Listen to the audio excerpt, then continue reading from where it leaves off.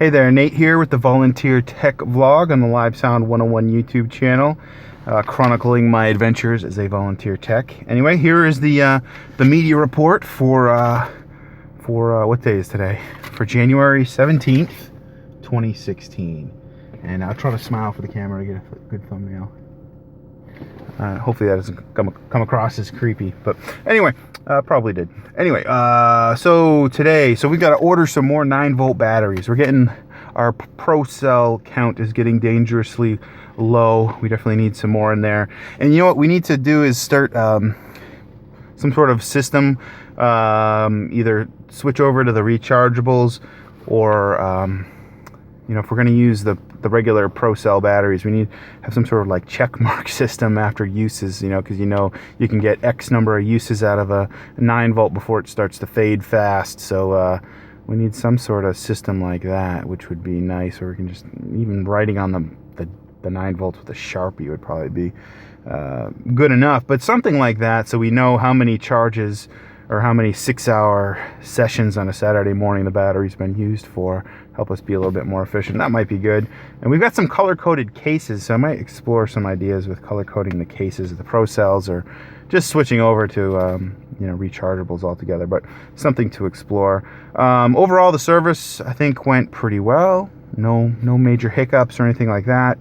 Using the new laptops, we got some brand new, a lot of new things. So this is my first time doing sound after Christmas.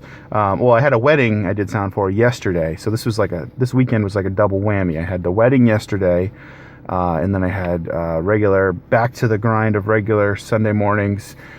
This, you know, in the rotation. I don't do it every single week, but I'm in a rotation where I do it like every other week or every 2 weeks.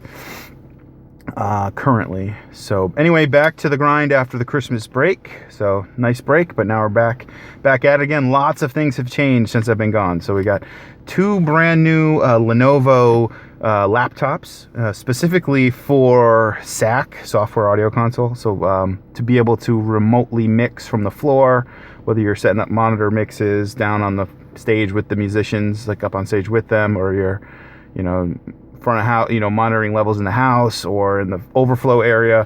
It's nice to have those updated computers. And the nice thing about them is the wireless technology is up to date now. So before we had all kinds of wireless problems, just because the NICs, the network interface cards, were just so old from the last laptop we were using. So anyway, it's nice to just not have to worry about a lot of that network connection baloney where it loses sync because of Wi-Fi stuff. So anyway, the new computers are working out well.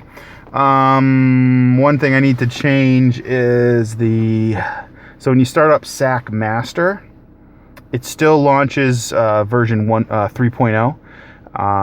Now the remotes were installed with version 3.1. So in order to make the build numbers have to match. So you can't, in other words, you can't have the SAC Master computer, which the remotes report to. You can't have that at version 3.0 and then have the remote PCs at 3.1. They have to be all at 3.1 or all at 3.0. So that can cause a mismatch where it won't sync if it's the wrong version of software. So what I think we should do is get everybody on the same page. So we've got a mixture of Windows 7 machines and a mixture of Windows 10 machines. I think once we've gone Windows 10 once, I think we should just go Windows 10 everywhere and just keep things consistent. And then once we've gone software audio console version 3.1, we should go 3.1 everywhere until we decide to upgrade to version 4.0, which is also out and available. We just haven't purchased it yet. Anyway, next item here is planning system updates. So this report is kind of taking on some bigger things that I'm thinking about in the back of my head. We've got a lot of projects. We've got a lot of new gear that we purchased, and we just have to install them. So we've got new displays, Blu-ray DVD player, new stage monitor. We've got sanctuary speaker that needs to be installed. I mean, a nursery speaker that needs to be installed to have a permanent audio solution in the nursery. We've got another one of those speakers and volume control kits where we can install that in another room, maybe for like a crying room or a nursing room. If a mother wants to sneak away, she can go into like a classroom that's vacant, but then hit the wall switch and be able to still listen to the sermon. That might be nice. We've got our 4 new channels of in-ear monitors. Just need to get those installed and hooked up. We've got, and those are, the in-ear monitors are in the 500 megahertz frequency range, which is really important because the 600 megahertz range is in jeopardy, kind of, so to speak. There's going to be this FCC auction happening, I think in March of 2016. We're going to find out how many TV stations want to buy licenses to use to lock down certain frequencies in the 600 megahertz range, or there might be, cell phone carrier like Verizon, AT&T. They might decide they want to, do 5G in the 600 range, or who knows what. But anyway, if you've got any wireless equipment that uses 600 to 699, it is going the way of the 700. So the 700 to 799 frequencies went away a number of years ago, thanks to the FCC snatching them up and then selling them. Now they're going for the 600. So anyway, we had some wireless in-ears that use 600 megahertz, and we had some wireless microphones. Actually, all of our wireless microphones use 600 megahertz. So we started with 2 channels of brand new wireless from Shure in the 500 range. So we're going to start with 2 this year. Maybe next year we'll add another 2 and just kind of spread out the burden across a number of years. So it's not just like once that decision from the FCC happens, now all of a sudden none of our wireless work. Like, we don't want to be in that position. So we're starting with 2 channels, and we're going to eventually work our way down to the 500 range and get some more channels down there. Ooh, anyway, that was a lot. Let's see, the next thing is we've got a 4RU rack that's like a desktop rack to sit on top of the control room desk, so we can have our equipment there that we need to access frequently, like our recorders, headphone amplifiers, so we can monitor the record mix, we can monitor the live mix, and we got a little rack there to house some of that gear. And power sequencers. We got some power sequencers that need to be wired up and sequenced and programmed so that we can have one switch to turn on the audio preamps and the amplifiers remotely. So that'll be nice. Let's see, the other thing is, so Max DVSPL. So I'm going to start heading home now at this point. So one of the things I was noting, what we're trying to get better about is coming up with standards for a team so that we can control the consistency from week to week. And this is like one of the bigger challenges that any church would have, is if you've got a volunteer team, how do you keep the product consistent from week to week?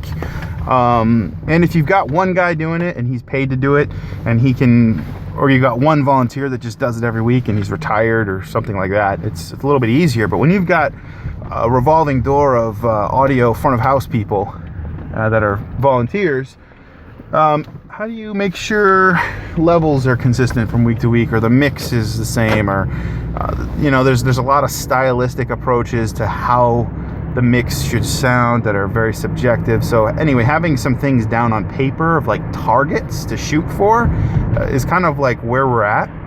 And so we would like to explore, what this means. So I'm going to do some research into it. But one of the numbers that I got from this service was I'm trying to come up with, okay, what is a good level for speech? So when the music is over, I'm not talking about when the band is playing, but when there's a pastor up there preaching or praying, or somebody speaking from the pulpit or from a wireless microphone, like, what is the overall dBSPL in the house? Like, what should it be? What's a good target to aim for? And so I kind of started at 65 dBSPL A-weighted, as measured from a fixed measurement location that will be fixed from week to week to week, which is at the very back of the sanctuary. So if we keep that location fixed from week to week, and if we keep everything else the same, what we should be able to do, especially if there's just one source there, is come up with a target dBSPL. I've already notated that's going to be A-weighted, and just kind of at least define what you should shoot for, because if the speech is too loud, it can feel like somebody's shouting at you, and it's kind of uncomfortable. But you really want to find a good target level for your house, for your congregation, depending on the size and everything. So I started at 65 and found that was too loud, actually, from our fixed measurement position, which is an important tidbit, because if you just say 65 dB SPL A weighted, but you don't have a location paired with that, it's kind of ambiguous and it doesn't really mean anything, because that could be as measured from a foot away from the speaker, and that's going to be a drastically different thing than as measured from 60 feet back at the back of the room.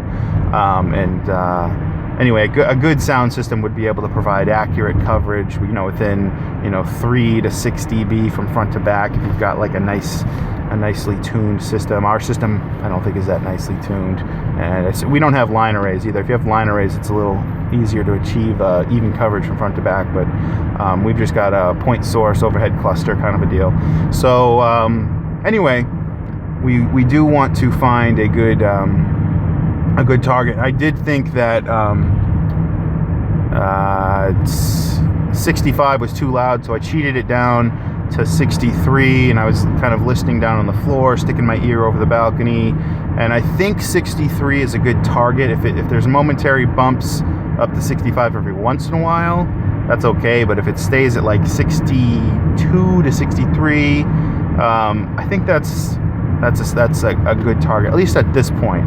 So, and I think I've already determined that. I think I have written down somewhere 62 is a good level. So anywhere between 60 and 63, I think, works with our measurement location, A-weighted in our house. So anyway, I'm going to continue exploring that, but those are the big things this week that I'm aware of. And I know I didn't really talk a lot about the specific service because there's just so much stuff going on. So anyway, my name is Nate. Let me know how you're doing in the live sound department. Love to hear what you think about what I think, or what's working for you. So if you want to chime in, let me know in a comment, and I look forward to hearing from you. All right, thanks for subscribing. I will see you in the next video.